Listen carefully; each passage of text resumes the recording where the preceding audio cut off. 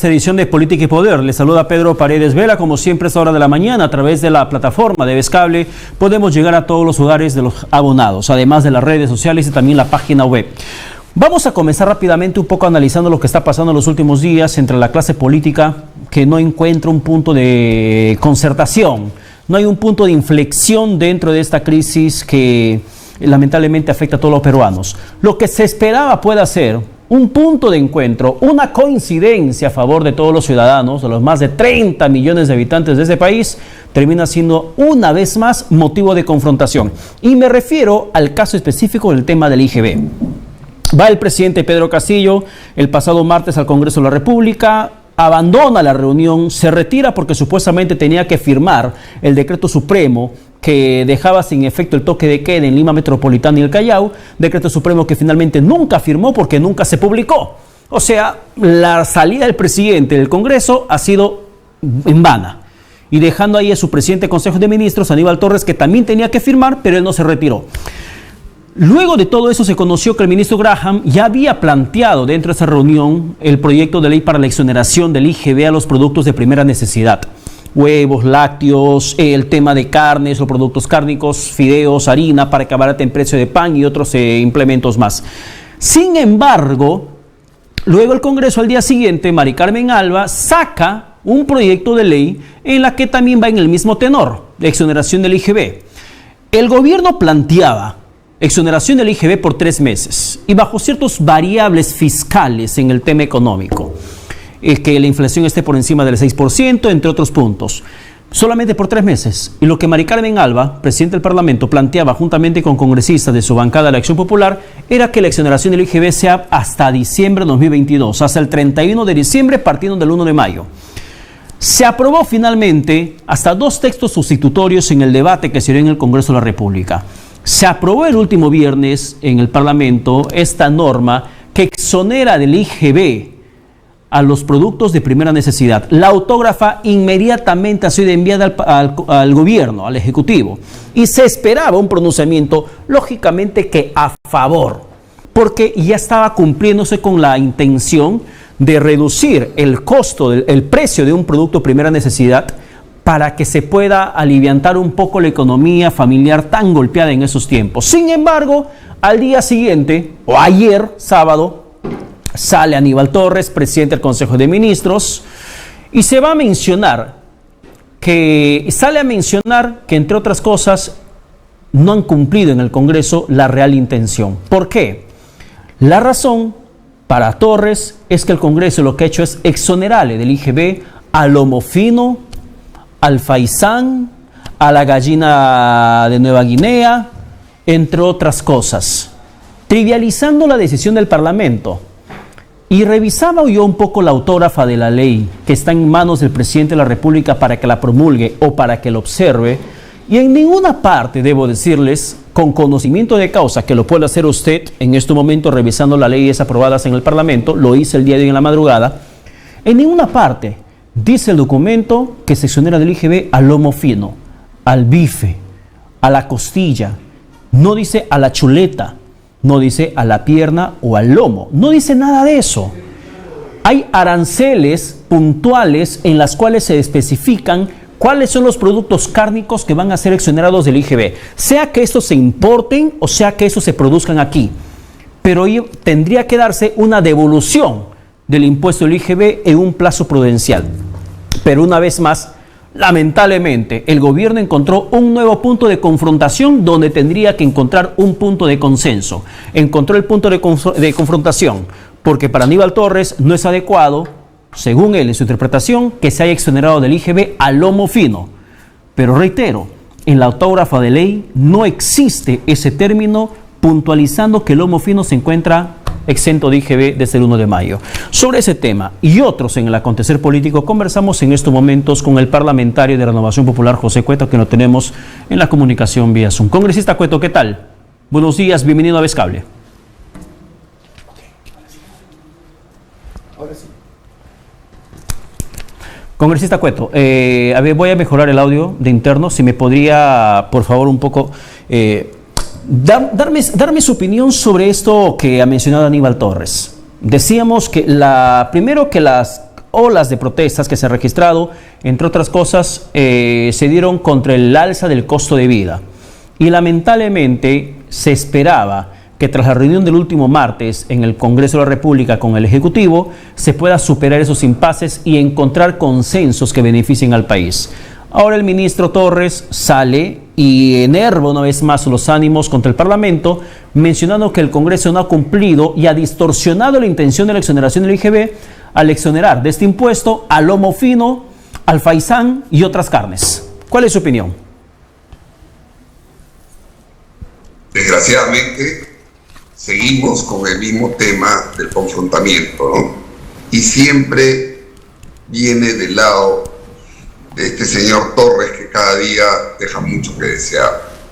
Como tú ya has señalado en la norma, no se lee eso. Cuando hablas de carnes en general, obviamente, seguramente el señor Torres quería que le precisaran, ¿no? A ver, de la res, solamente, no sé, pues en la malaya, el chubuco, no, pero lo demás no, y de la gallina, no la pechuga, sino la pierna y el ala.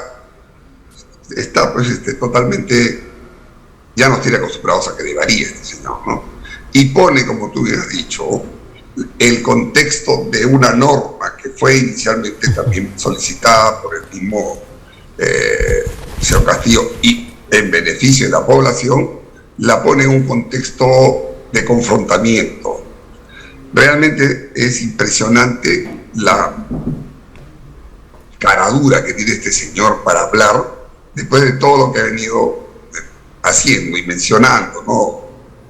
A Hitler, y después sale con unas tonterías ahí a hablar de siempre en estos discursos de confrontación, de lucha de clases. A mí me da la impresión que lo hiciera a propósito y que estuviera buscando que el presidente obligado lo saque del premierato para poder tener la oportunidad de cambiar a todo su gabinete. Debería hacerlo, no necesitaría que este señor esté hablando tantas tonterías realmente.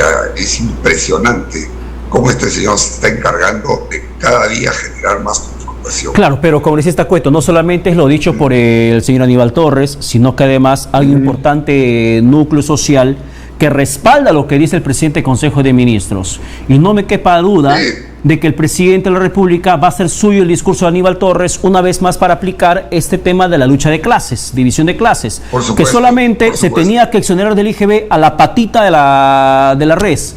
Solamente tendrías que exonerar a la oreja de la res, a la lengua de la res, solamente a cosas puntuales o a la pierna, en el mejor de los casos, pero no al lomo. O sea, ¿cómo puedes diseccionar una ley en ese sentido? No puedes, es como cuando agarras y tratas de hacer algún tipo de ley dirigida con nombre propio, cuando, como le dice, no, lo cual está prohibido específicamente por la ley. O sea, tienes que hacer una ley que abarque, si estás hablando de un sector, de un ámbito genérico, no puede ser dirigida a una. Y esos son los problemas que tenemos. Pero mira, para que tus oyentes y los que están viéndonos por Pescable tengan la posibilidad, tengan la certeza de que el Congreso no está en este tipo de confrontación. Ya la mesa directiva del Congreso, el Congreso en general ha sacado un documento diciéndole que ante estas tipos de desavenencias, el día de mañana se van a reunir urgentemente con el ministro de Economía para afinar, si es que quieren afinar algún detalle que se pueda modificar la norma, para allanarse a qué cosa es lo que quiere este señor. Pero ojo, siempre pensando en que cualquier modificación que se haga tiene que ser pensando sobre todo en las grandes mayorías, no en como trata de hacerla ver el señor Torres, ¿no? De que solamente para los, entre comillas, pues no, y ahí viene nuevamente el tema de la lucha de clases, porque obviamente sabemos que una persona, digamos, con escasos recursos, no va a comprar lo fino, ¿no? Porque pues, con ese kilo compra pescable para toda la semana de otro tipo. Pero bueno, van a reunirse, he visto ya el comunicado, lo debes haber visto también. El día de mañana se va a reunir con el ministro de Economía. Mejor dicho, se le está convocando mañana a las 8 de la mañana para, realmente en una mesa de trabajo, afinar cualquier detalle que se quiera para mejorar la norma. Ya, o sea, ustedes como Parlamento no van a esperar que el presidente observe la ley, sino que van a adelantarse a ese escenario para que puedan afinar con la presencia y participación directa del ministro Graham. Lógico, Pedro, porque es pérdida de tiempo. Es pérdida de tiempo, porque el presidente sabe que tiene 15 días para observarla, y se va a pasar de repente no sé cuántos días, de ahí llega al Congreso. El Congreso también tiene su tiempo para allanarse, modificar, en fin. Yo en este caso estoy de acuerdo con que mañana mismo se reúnan, afinen y consensuadamente salga la ley que se espera para exonerar el IGB de los productos de la canasta básica.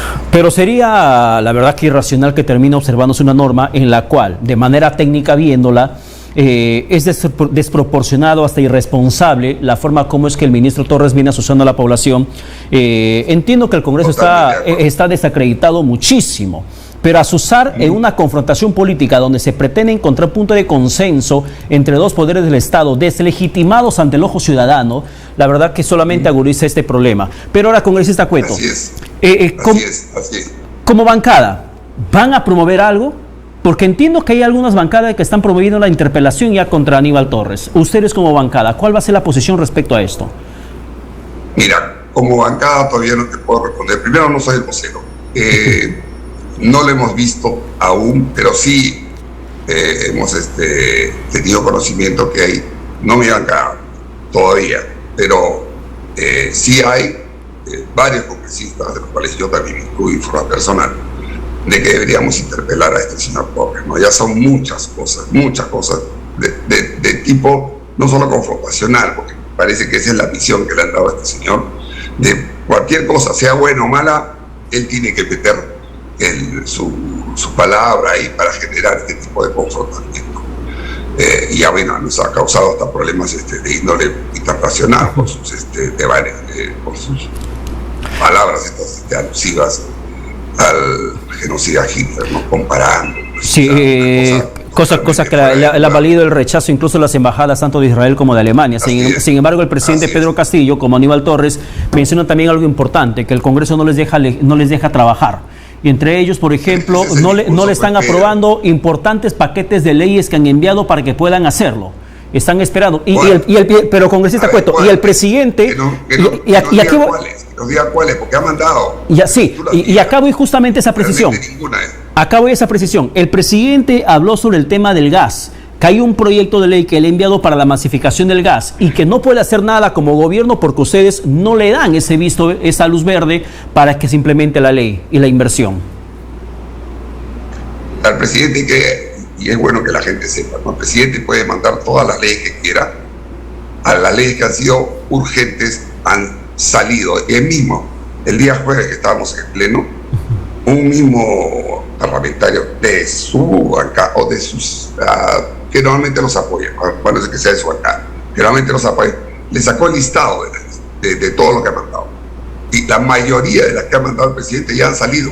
¿Cuáles están esperando? Aquellas que tienen un tema como del gas, muy técnico, pues no sé decir ya masifiquen, pero ojo, hay cosas muy técnicas que son, yo no te lo puedo decir, pero sí hay un grupo de la Comisión de Energía y Minas que han llamado a expertos para precisar, pues no se trata solamente de decir vamos a masificar el gas, me parece bien, pero cómo hacerlo y cómo evitar que una ley genere todo lo contrario. Entonces, cosas de esas tienen que tomar seguramente unos días más. Ya. No soy de la Comisión de Energía. Ya, pero le pregunto, usted se encuentra dentro del Congreso. Y en esta coyuntura, en el tema de combustibles, congresista Cueto, es tan importante poder hablar de la capacidad energética o la soberanía energética que podría tener el Perú. Podría, porque no la tenemos. Desgraciadamente no la tenemos. Petróleo nos queda por unos años más. Ni siquiera para décadas, para unos años más, según especialistas. En el gas, al menos tenemos para 60 años, según las proyecciones, es que no encontramos mayor reserva. Pero en el tema gasífero, ¿qué cosa exactamente se hace en el Congreso? ¿Realmente está debatiendo o tiene congelado ese proyecto de ley que ha enviado el gobierno? No está congelado. Y no solo eso, fíjate, Pedro, no está congelado para contestar tu pregunta. Está en la Comisión de Energía, de donde debe emitir, espero yo, muy pronto el dictamen correspondiente para poderlo ver en el pleno y aprobar. El tema no es por ahí, Pedro. porque efectivamente tú lo acabas de decir, tenemos un sinnúmero de reservas energéticas llamadas perecibles. Podemos tener para 30, 40, 50 años. Lo que deberíamos estar viendo, y eso es un tema que cualquier estadista debería estar pensando hacia el futuro, es todas las reservas de energía no fósiles. Nuestro país tiene zonas donde el sol es la principal fuente de energía, como en otros países, donde tienen la energía eólica. Nosotros tenemos una reserva hídrica mundial y deberíamos estar pensando en hacer unas represas tipo Mantaro por varias partes del país. Nosotros tenemos una extensión ríos, fuerza hidráulica, mucho más grande que muchos de los países que nos rodean y que tienen muchas más represas que nosotros y tienen cubierta la parte energética en todo su país. Pero no, acá estamos, desgraciadamente, con muchos gobernantes corruptos, la mayoría, ¿no?, que se han dedicado, por ejemplo, a gastarse miles de millones en hacer una refinería que no sirve para nada, porque cuando salga vamos a tener que importar petróleo, como hasta ahora lo hacemos, ¿no? O hacemos obras faraónicas que en realidad no te dan un valor agregado para el desarrollo y el progreso del país. Pero esas son las cosas en el tema energético que deberíamos estar trabajando. No solamente está bien lo del gas, porque es una reserva, digamos, significativa que tenemos, inclusive mayor que Bolivia, ya que le gusta tanto a este gobierno dirigir la mirada a Bolivia, donde se les está acabando el gas y que ellos mismos ya están teniendo problemas. No sé qué nos van a dar. Pero bueno, ese es el tema. Ahora, congresista. Estar trabajando con ellos en estos recursos. Ahora, congresista. Sin embargo, país, no en el gobierno, sino para el país a futuro. Sin embargo, otro punto, y con esto vamos cerrando, por favor, porque es importante conocer más allá de lo que está pasando en el Ejecutivo, lo que deja de hacer, que son muchísimas cosas, y lo que puede hacer el Congreso. El gobierno acaba de enviar también en la víspera este proyecto de ley que reforma este artículo 61 de la Constitución, el tema monopolios, para prohibir los monopolios.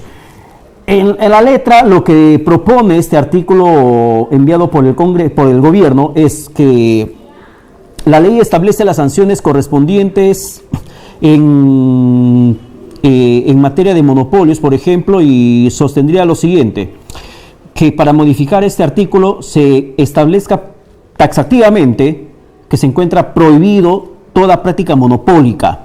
Sin embargo, la Constitución no preveía esto. ¿Qué habría que hacer para que lo que dice el artículo 61 sea realmente aplicado? Modificarlo, yo estoy de acuerdo. Yo en ese campo sí estoy de acuerdo, porque efectivamente vale la pena precisar este artículo de la Constitución y modificar el artículo pertinente para que quede taxativamente de que no deben haber monopolios de ningún tipo, ni oligopolios, que es desgraciadamente lo que nos ha pasado en estos últimos años. O sea, si me preguntan mi posición personal, yo estoy de acuerdo.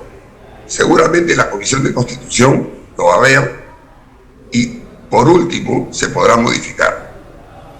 Pero en estos momentos, ¿usted cree que existen monopolios o existen grupos dominantes, grupos económicos de poder que imponen condiciones? Por ejemplo, un sensible y sencillo caso.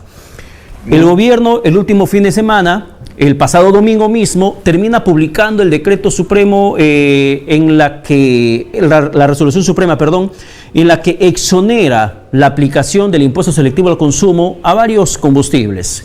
Se esperaba que el lunes ya se encuentren los letreros, los grifos con el combustible abaratado. Ha llegado al fin de semana y no sucede eso, no sucedió. Entonces decimos, ¿qué pasa acá? Hay grupos económicos dominantes de poder que, aunque no sean monopolio, sí imponen sus condiciones. Y sobre esa situación genera el hartazgo ciudadano y se espera que se tome cartas en el asunto. Y es allí donde sale el discurso del gobierno diciendo: el Congreso no me deja trabajar, el Congreso tiene que aplicar leyes, tiene que aprobar normas y nos dé facultades. El tema combustibles es sensible y muy sencillo también de abordarlo, congresista Cueto. De acuerdo, por eso es importante que las modificaciones en esta parte o este articulado, para que a raíz de eso también, a continuación después de la ley, pueda derivarse, ¿no? Algunas normas o reglas que eviten esto, porque tú lo has dicho bien, no solamente el combustible, ándate el tema de las farmacias, que también es sensible el tema de salud. Hay grupos de poder que tienen mayoritariamente, y en prensa también ha habido o hay todavía, ¿no? Estos manejos de perversos, oligopolios, perverso, efectivamente es la palabra, perverso. Entonces, tú tienes que partir de la ley de leyes para que sea taxativo y de ahí para abajo vas de caer, ¿no? En normas y condiciones y límites en los cuales estas grandes empresas compitan entre sí y no se unan para manejar.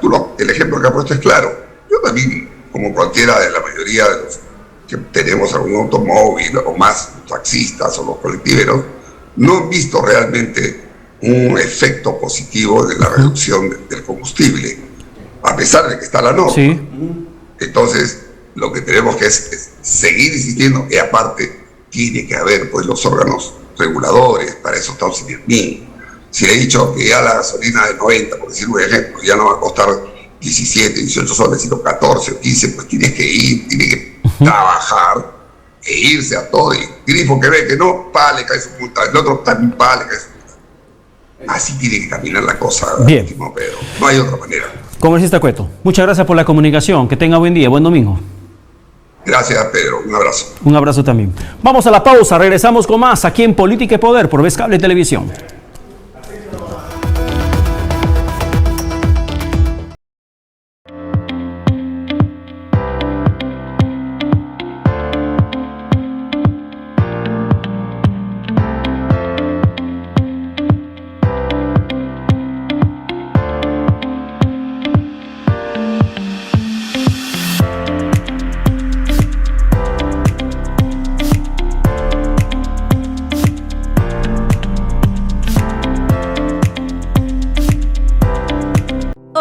Canales nacionales.